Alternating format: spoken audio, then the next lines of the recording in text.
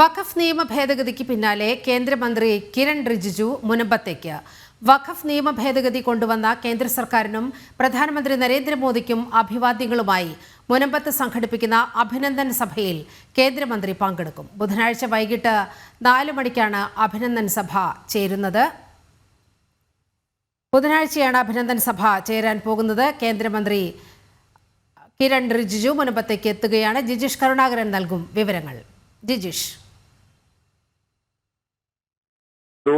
സ്വീകരണം തന്നെയാണ് മുനമ്പൻ ജനത കേന്ദ്ര സർക്കാരിനെ പ്രതിനിധീകരിച്ചെത്തുന്ന കേന്ദ്രമന്ത്രി കിരൺ റിജിജുവിനും നൽകാൻ ഒരുങ്ങുന്നത്.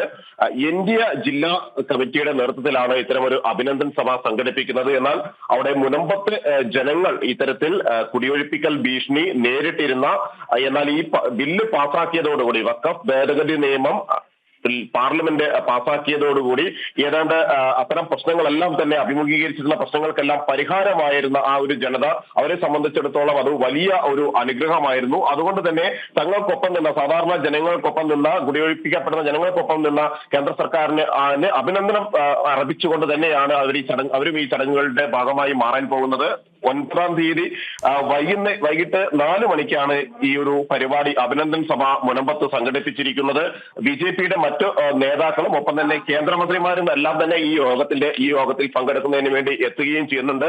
പ്രധാനപ്പെട്ട നേതാക്കൾ അടക്കം ഈ ഒരു ചടങ്ങിന്റെ ഭാഗമായി അഭിനന്ദൻ സഭയ്ക്ക് പങ്കെടുക്കുന്നതിന് വേണ്ടി എത്തുന്നു. BJP നേതാക്കളായ കേന്ദ്രമന്ത്രിമാരായ സുരേഷ് ഗോപി, ഒപ്പം തന്നെ ജോർജ് കുര്യൻ, BDJS സംസ്ഥാന അധ്യക്ഷൻ തുഷാർ വെള്ളാപ്പള്ളി, ഒപ്പം തന്നെ BJP സംസ്ഥാന അധ്യക്ഷൻ രാജീവ് ചന്ദ്രശേഖർ എന്നിവരും ഈ ഒരു അഭിനന്ദൻ സഭയിൽ പങ്കെടുക്കാൻ എത്തുന്നു. നേരത്തെ തന്നെ അവിടെ ആഘോഷങ്ങൾ നടന്നപ്പോൾ BJP നേതാക്കൾക്ക് അഭിനന്ദനം അറിയിച്ചും ഒപ്പം തന്നെ ജയ് വിളിച്ചും എല്ലാം തന്നെ ജനങ്ങൾ നിന്നിരുന്നു. പ്രത്യേകിച്ച് സുരേഷ് ഗോപി അടക്കമുള്ള നേതാക്കളെ അനുകൂലമായ മുദ്രാവാക്യങ്ങൾ വിളിച്ചു. മാത്രമല്ല അവിടെ വഖഫ് ഭേദഗതി ബില്ലിനെ അനുകൂലിച്ച എംപിമാരുടെയും എതിർത്ത എംപിമാരുടെയും പേരുകളും എഴുതി വെച്ചിരുന്നു. കൃത്യമായി തങ്ങൾക്ക് ആളുകളെ മനസ്സിലാക്കുന്നുണ്ട്, ആരാണ് തങ്ങൾക്കൊപ്പം നിന്നത് എന്നും ആരാണ് തങ്ങളെ പിന്നിൽ നിന്ന് കുത്തിയത് എന്നും വ്യക്തമായി തന്നെയാണ് മുന്നോട്ട് പോകുന്നത് എന്ന് മനസ്സിലാക്കുന്നതിന് കൂടി വേണ്ടിയായിരുന്നു.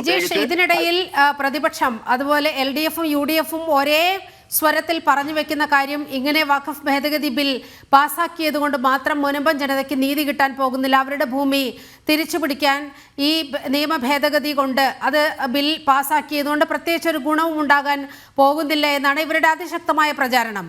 പക്ഷേ കിരൺ റിജിജു തന്നെ നേരിട്ട് മുനമ്പത്തെത്തി കാര്യങ്ങൾ വിശദീകരിക്കുമ്പോൾ ഇവരുടെ ആരോപണങ്ങളുടെ മുനയൊടിയുകയല്ലേ? തീർച്ചയായും ഇതിനൊരു മുൻകാല പ്രാബല്യമില്ല എന്നതടക്കമുള്ള വാദങ്ങളാണ് പ്രധാനമായും അവർ ഉയർത്തുന്നത്. പ്രത്യേകിച്ച് UDFും LDFും എല്ലാം തന്നെ ഉയർത്തുന്നത്. അതുകൊണ്ട് തന്നെ ഈ ബില്ല് കൊണ്ട് മുനമ്പത്തെ ജനങ്ങളുടെ പ്രശ്നങ്ങൾക്ക് പരിഹാരമാകുന്നില്ല എന്നെല്ലാമുള്ള പ്രചാരണമാണ് നടത്തുന്നത്. സ്വാഭാവികമായും അത്തരമൊരു പ്രചാരണങ്ങൾ നടത്തുമ്പോൾ തന്നെ അത് കൃത്യമായി അതിനെ നേരിടുന്ന ഒരു കാര്യങ്ങൾ മുന്നോട്ട് കൊണ്ടുപോകുന്നുണ്ട്. അവിടെ കേന്ദ്രമന്ത്രി നേരിട്ട് തന്നെ എത്തി ജനങ്ങൾക്ക് മുന്നിൽ അത്തരം കാര്യങ്ങൾ അവതരിപ്പിക്കുന്നുണ്ട്. കാരണം ഇതടക്കമുള്ള മുനമ്പത്തെ ജനത അഭിമുഖീകരിച്ച് സമാനമായ വിഷയങ്ങൾക്ക് ഉള്ള പരിഹാരം കൂടിയാണ് ഈ ഒരു ബില്ല് എന്നത് കൃത്യമായി അദ്ദേഹം കേന്ദ്രമന്ത്രി ജനങ്ങളെ ബോധ്യപ്പെടുത്തും. പ്രത്യേകിച്ച് മുനമ്പത്ത് മാത്രമല്ല, രാജ്യത്തിന്റെ വിവിധ ഭാഗങ്ങളിൽ ഇതേ പ്രശ്നങ്ങൾ അഭിമുഖീകരിച്ചിരുന്നു. വഖഫ് അധിനിവേശം ഉണ്ടായിരുന്നു. നിരവധി സ്ഥലങ്ങളിൽ ആളുകൾ കുടിയൊഴിയേണ്ടി വരുന്ന സാഹചര്യം ഉണ്ടായിട്ടുണ്ട്, കുടിയൊഴിഞ്ഞ സ്ഥിതിയും ഉണ്ടായിട്ടുണ്ട്. അതുകൊണ്ട് തന്നെ അതിനെല്ലാം ഒരു പരിഹാരമാണ് ഈ ബില്ല് എന്നുകൂടി വ്യക്തമാക്കാനും അവർക്ക് മുന്നിൽ അവതരിപ്പിക്കാനും കൂടിയായിരിക്കും കേന്ദ്രമന്ത്രിയുടെ വരവ്. അതിശക്തമായ രാഷ്ട്രീയ നീക്കമാണ് BJPയുടെ ഭാഗത്തു നിന്നുണ്ടാകുന്നത്. കേന്ദ്രമന്ത്രി കിരൺ റിജിജു തന്നെ മുനമ്പത്തേക്ക് എത്തുകയാണ്. ബുധനാഴ്ചയാണ് കേന്ദ്രമന്ത്രി എത്തുന്നത്.